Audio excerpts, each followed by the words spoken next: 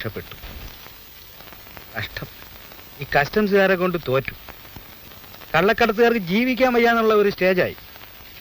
ആ പിന്നെ എന്തൊക്കെയുണ്ട് പ്രഭാര വിശേഷങ്ങള്? തന്റെ മുഖത്തെന്താ ഒരു തെളിച്ചമില്ലാതെ? കള്ളക്കടത്തും കൊലപാതകമൊക്കെ എങ്ങനെയുണ്ട്? ആ അങ്ങനെ നടന്നു പോകുന്നു. എന്നാലും ഞാൻ ജയിലില്ല എന്നറിഞ്ഞിട്ട് തനിക്കൊന്നും കാണാൻ തോന്നിയില്ലല്ലോ. അതിന് ആ സമയത്തെല്ലാം ഞാൻ ഇടുക്കിയിലായിരുന്നു.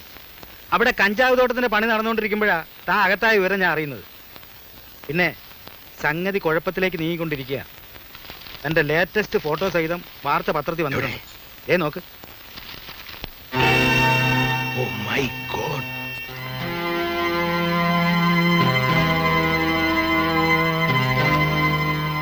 പുറത്തിറങ്ങാൻ പറ്റാത്ത സ്ഥിതിയായല്ലോ ഈശ്വര. പുറത്തിറങ്ങാൻ പറ്റില്ല എന്താ?